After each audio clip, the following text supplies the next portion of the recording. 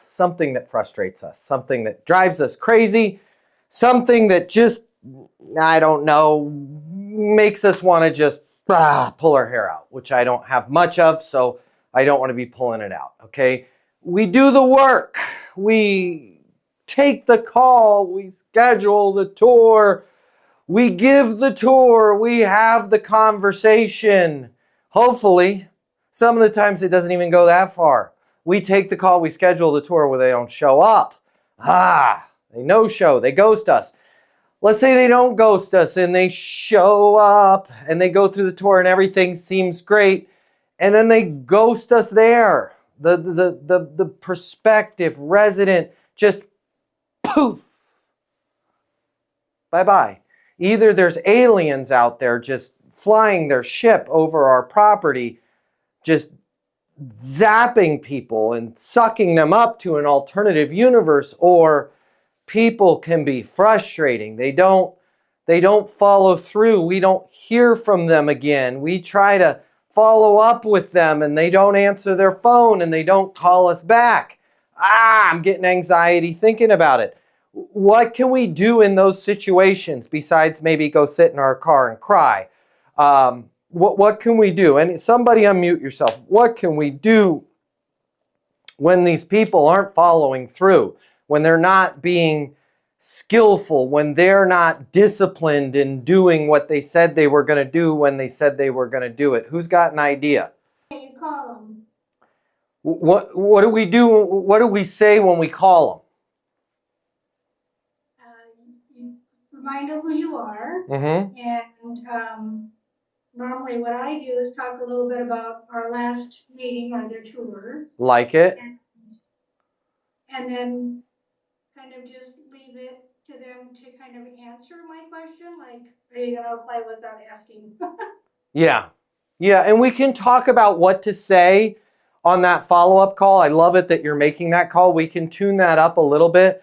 But what if I was to tell you there's some stuff we could do ahead of that that will make our lives a lot easier? Would you guys be interested in hearing about that?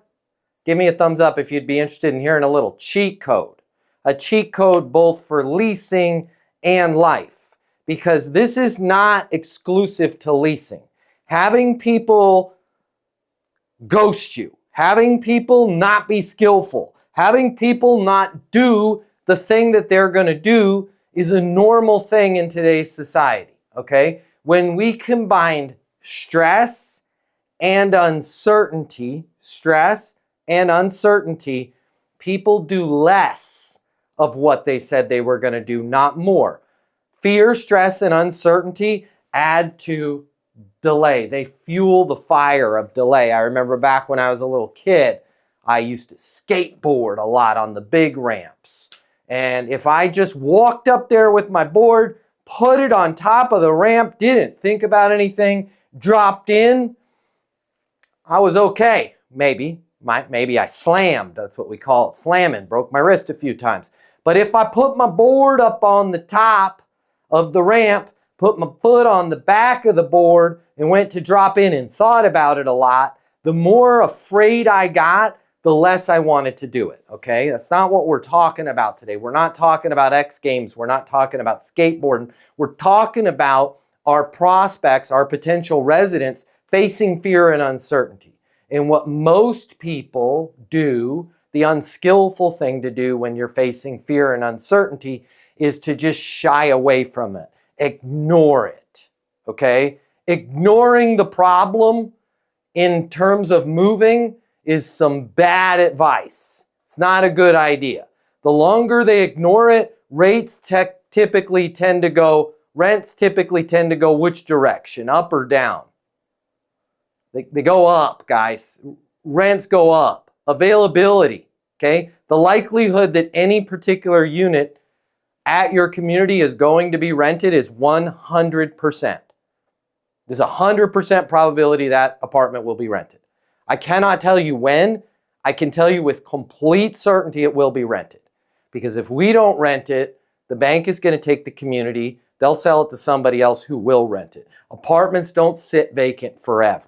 Okay, so again, if they delay, the the likelihood of what they're interested in is going to be gone is 100%. That apartment they're looking at will be gone. The likelihood that it will be leased sooner than later is really, really high. Okay, so there's something that we can be doing that will help us make sure that people do what they need to do to help themselves. At the end of the day, that's our job. Our job is to help them help themselves. Our job is to guide them through this process of finding a new home. Okay, and there's a little mantra that I have. And this mantra has made me millions of dollars. This mantra has helped me navigate the most difficult periods of my life. This mantra, which you can see on your board right now on the live, is NSO. NSO. Does anyone want to take a guess at what they think? You might have learned it from me in the past, what NSO stands for.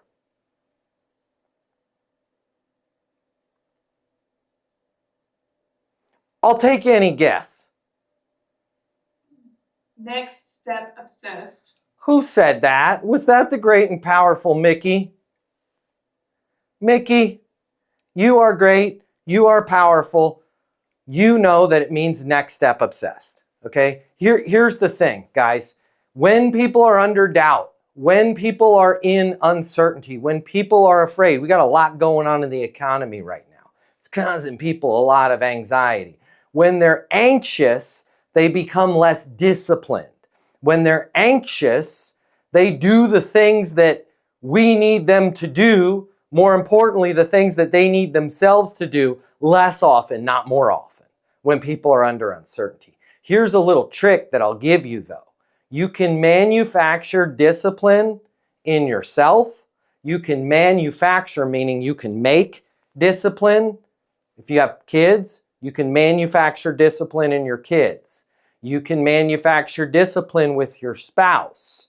You can manufacture discipline with your friends, even that one that never shows up on time, okay? And you can manufacture discipline with your prospective residents, okay? How you manufacture discipline is you become NSO, next step obsessed, meaning when you're talking to that person, you're focused on the next steps and you're locking in a next step, okay? So let me walk you through what next step obsessed sounds like. Hey, Kurt, based on everything you're telling me with your situation with working from home, wanting to be close to your son's high school so that you can pick him up after school and attend his soccer practice, I really think we found the right place for you here. Does it make sense to sign the lease on this unit so you can have that situation where you've got the, the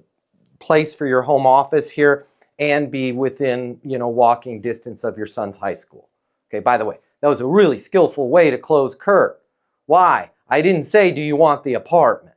I for sure didn't say, hey, Kurt, do you want to fill out an application? Okay, when people are under stress and under duress and under fear and uncertainty, we might get them to fill out the application. They might also still just ghost us after that, right? Like getting somebody to agree to fill out an application in most cases avails nothing, because then once they're approved, you still got to sell them. You still got to get them to call you back. And while you're waiting for that app to get approved, guess what they're doing? They're still looking at other communities, right? So I really like to lock Kurt in on coming home to us, on living here. A good way to do that is say, hey, Kurt, does it make sense to blank? And then if I'm going to turbocharge that close, I would say, so you can, right? By the way, I can turbocharge that close with anything. Like, let me turbocharge that close with a lease renewal. Hey, Kurt, does it make sense to renew your lease so you can have one less thing to worry about here as we start the summer and you don't have to worry about looking and moving and all that nightmare stuff here, right? I'm putting the so you can have one less thing to worry about, right? Hey, Kurt, does it make sense to come by this afternoon after work and visit the community so you can get a feel for what it's like to have an apartment very close to walking distance and have that great business center that we have and the ability to work from home, which based on everything you're telling me, it sounds like it's a complete disaster trying to do work from where you're living at right now because of the traffic noise on the highway there, right? I'm putting the so you can. You can put the so you can at anything, okay? We're not talking about the close today, okay? It's over there in leasinguniversity.com. You can learn it. We're talking about being next step obsessed. I'm going to still go for the close. I'm going to try and get Kurt to come to the community today, if that's what I want to close him on. I'm going to try and get Kurt to sign the lease agreement by saying, does it make sense to sign the lease agreement? I'm going to try and get Kurt to renew his lease, saying, does it make sense to renew his lease? And if I'm really skillful, if I'm a certified leasing consultant, a CLC, I'm going to put a so you can on that. Does it make sense to come by the community today? So you can get a feel for the community. So you can have one less thing to worry about as we enter into the summer. So you can lock down that 2-bedroom we looked at with that kind of ideal situation where you can use that 2nd bedroom as an office, right? I'm listening to what they say and I'm incorporating into that in the close, okay? But let's say Kurt says no, which is happening a lot right now, guys. And it's not because of your rent. It's not because of your location. It's not because of your amenities, okay? We're just exiting one point in our society where people were like, do you have anything available? Just a hoping and a wishing you did. And saying, oh, I don't need to see it, I'll take it, right? Because it beats living in my truck. Like we went through an extended period where there wasn't a ton of availabilities, okay? We've crossed out of that. We're back to normal now, all right? All those cranes that were building things, a lot of them finished the job. So we're back to normal, okay? When we're back to normal, we've got to be skillful. If you want to be really skillful, a good thing to do is be next step obsessed. That sounds like that. This, hey Kurt, does it make sense to renew your lease so you can have one less thing to worry about as we enter into the summer here, right? Kurt says no. I'm going to calmly say, got it, what's a good next step? That's all I want you guys to say. You can copy my tone of voice. Listen to what I'm not doing. I'm not doing the overly excited, overly happy voice that's going around these days. Okay, if that's your normal voice, that's okay. I don't think it is. And if you say, oh, I can't change my voice, you can. Like, sorry, if anybody told you that's your voice, you can't change your voice.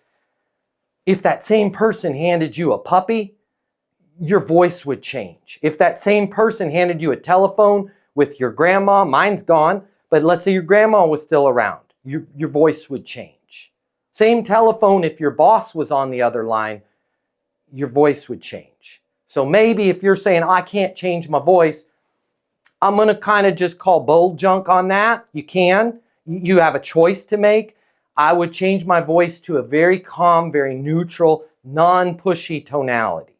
And by the way, when you're super duper positive, people take that as pushy, okay? So just slow down, talk in a normal pace. When Kurt says no, just say, got it, what's a good next step, right? Does it make sense to sign the lease so you can have this unit here with the space there to have your home office and be within walking distance of your son's high school? No, not right now. Got it, what's a good next step? What you're not saying is, well, what do we need to do to get your lease? And what you're not doing is putting pressure on them going, oh, come on, you know you want it. Like, that's just not cool, right? But you're going to be next step obsessed. Okay, that sounds like this. What's a good next step? What's the worst thing that Kurt could say? Well, I don't know. I got a lot of choices. I have to think about it, right? Now I want you to, in that same calm, neutral tonality, I want you to point the question at yourself. Why do I want you to point the question at yourself? Because I lay in bed at night thinking about this stuff so you guys don't have to, okay? People love to tell other people what to do. It's facts. They do. Everybody loves to be in charge. So if I ask Kurt, hey Kurt, does it make sense to renew your lease so it's one less thing you got to worry about here as we get ready to head into the summer? And Kurt goes, no, I'm busy. I'm going to say, got it, what's a good next step? And Kurt's going to go, I don't know. I'm busy. Now I'm going to point the question at myself. Totally understand. What's a good next step for me? Or I got you. What's a good next step on my end? Thus allowing Kurt to do what? Boss me around. That's good. I'm happy being bossed around. I don't mind it. I'm a professional and I'm next step obsessed. And when Kurt tells me what's going to happen next, even if it's a next step for me, hence Kurt bossing me around, I'm okay with that because I want to get my job done. Kurt might say something like this. Man, I'm right in the middle of something because my kid's baseball practice, he forgot his bat and it's his lucky bat. He's got to have that bat for practice. I got to bring his bat to practice. I don't know how late's the leasing office open. 6 o'clock, right? Calm, neutral answer. And I'll be back by like 5 o'clock. Can you give me a call 5:30? Absolutely, I'll call you at 5:30, right? Now I've set a next step. Okay, and back to our follow-up. I'm going to make it really skillful on your follow-up. Okay, you guys don't have to, when you're following up with people, you don't have to say, how's your day going? You don't have to say, happy Monday to you. You don't have to do any of that fluff.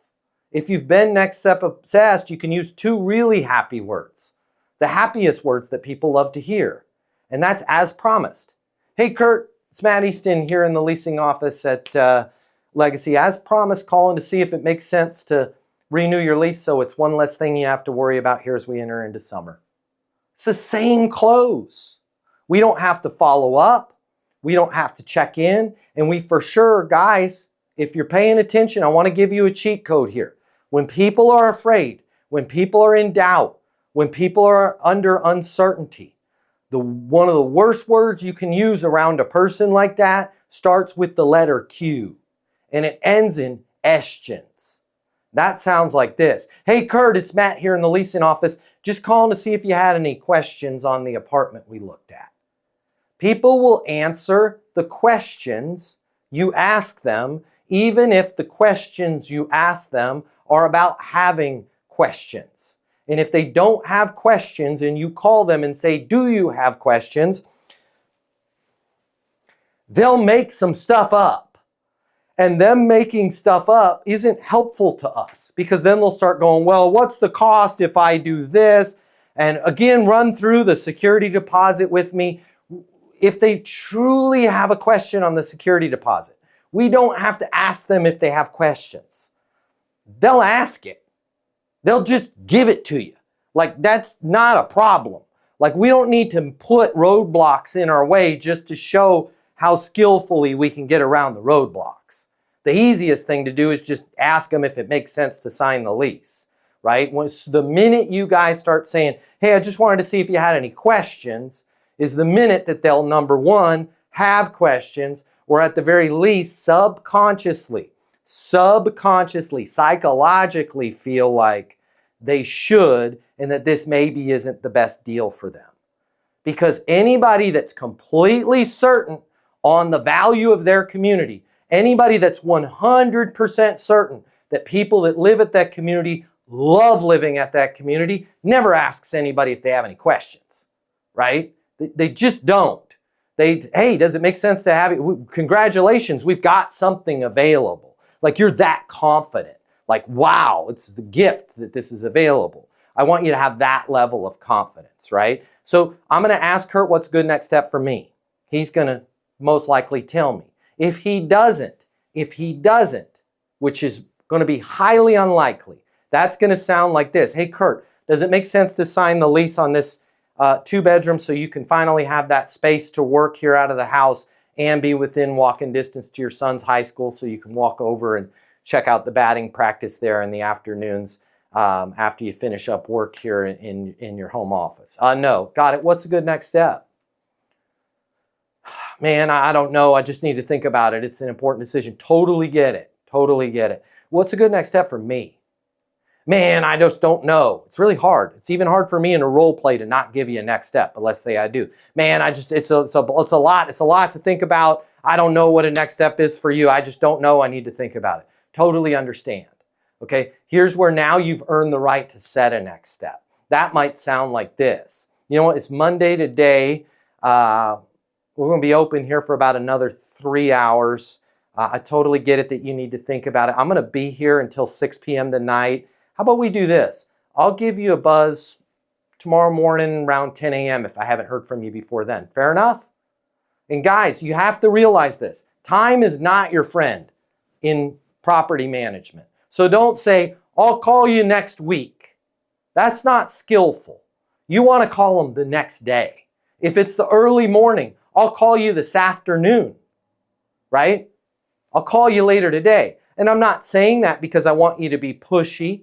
I'm not saying that because I want you to be manipulative. I'm saying that because if they don't find a home, there's only one outcome, and that's homeless. Okay, so time is nobody's friend here. It's not your friend, it's not their friend.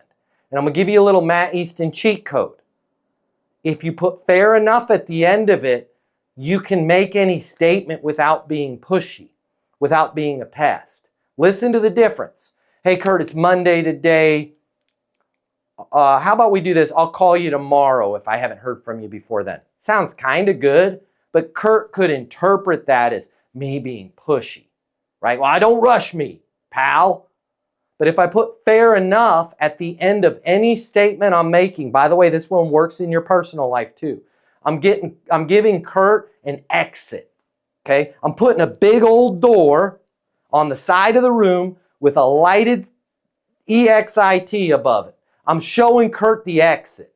The exit from this is fair enough. That gives Kurt the ability to go, no, tomorrow doesn't work for me. And when you give people an exit, they don't take it. When you don't give people an exit, they claw with their fingernails to get out.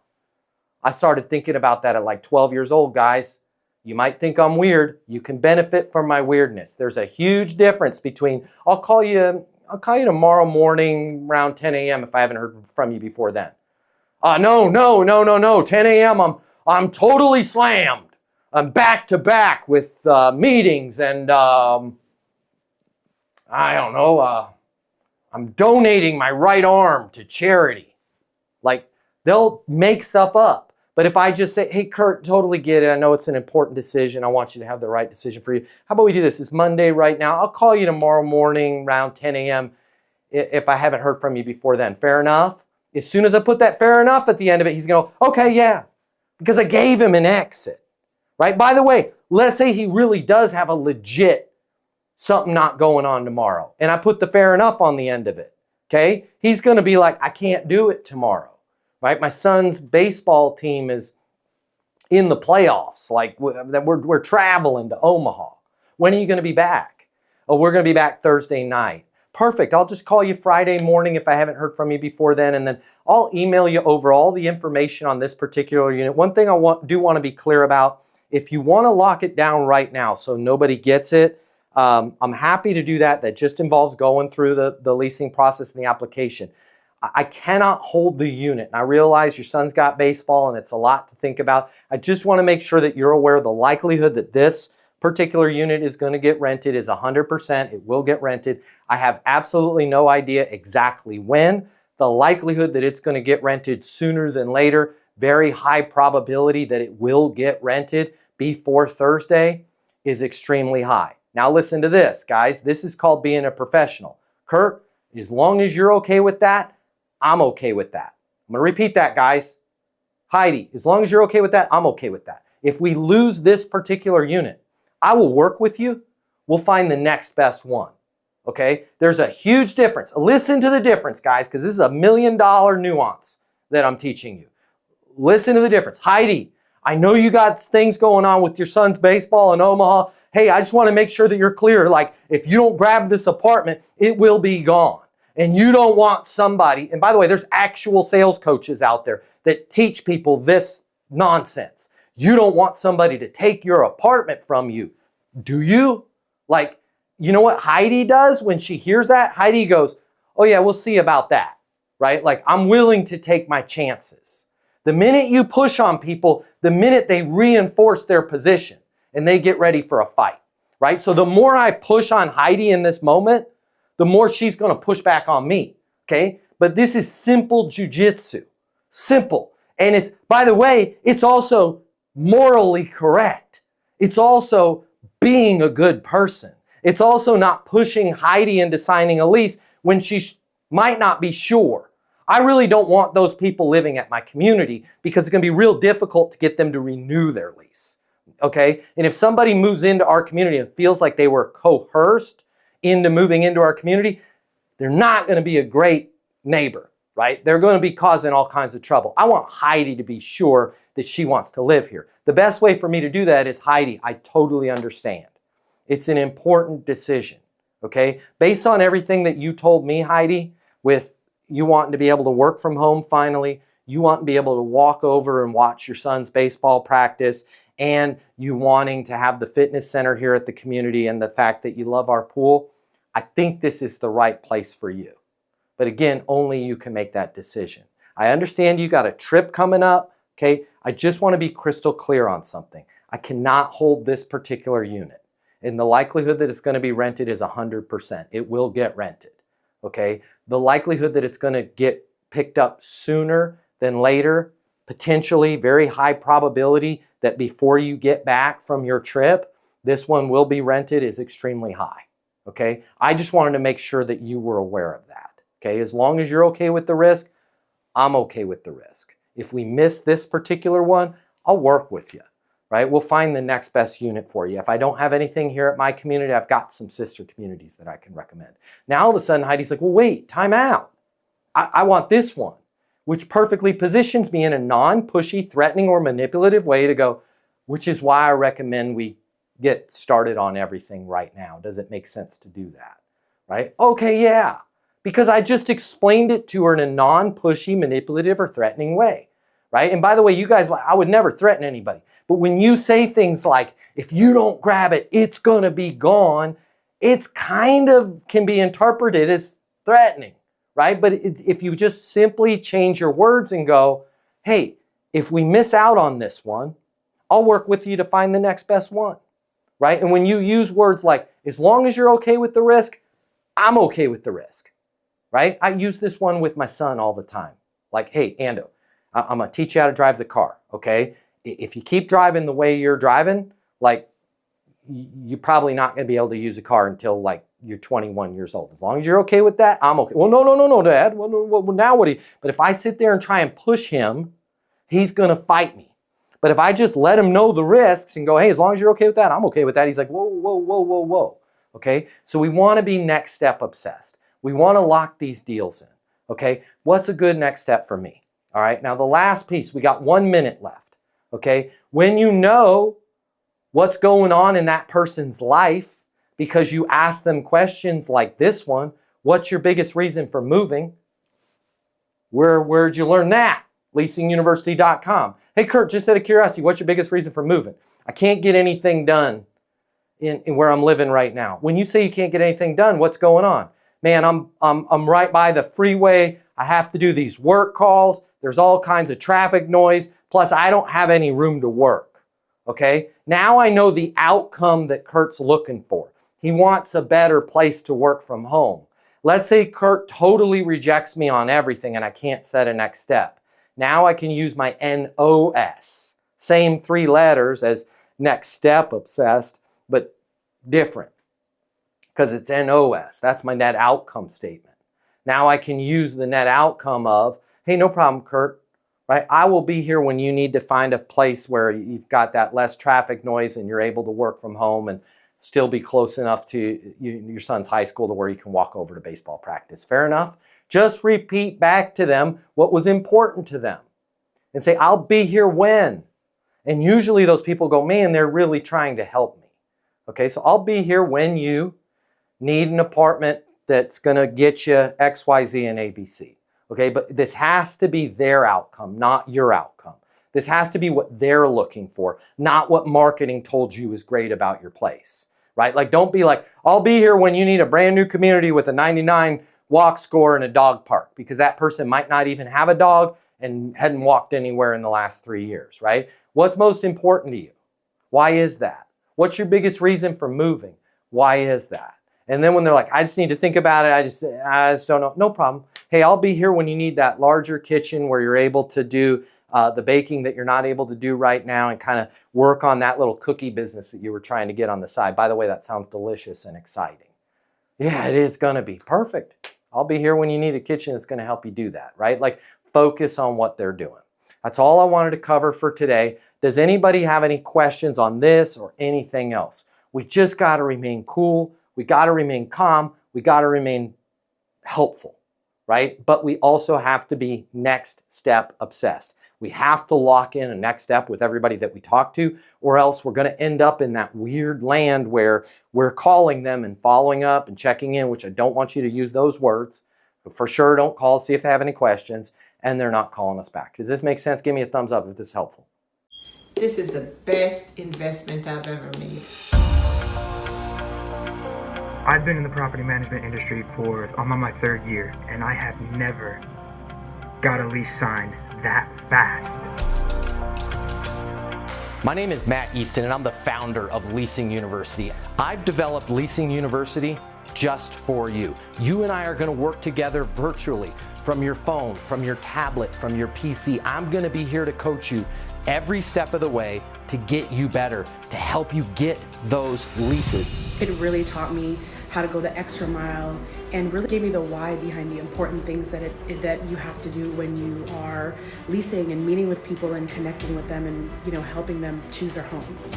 Everything that you need to know to hit your occupancy goals, to advance your career as a leasing consultant, it's all right here for you at Leasing University.